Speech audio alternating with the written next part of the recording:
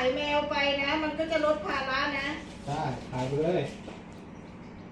ถ้าเราขายแมวไปมันก็จะลดภาระลงมากเลยนะ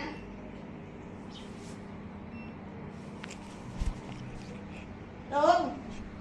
ถ้าเราขายแมวไปเนี่ยลดภาระลงมากเลยเนี่ยหันเปียกก็ไม่ต้องซื้อโอ้โหจะส่งพ่อ อืม ตามพี่ต้อยเลยนะ อืมเจ็บที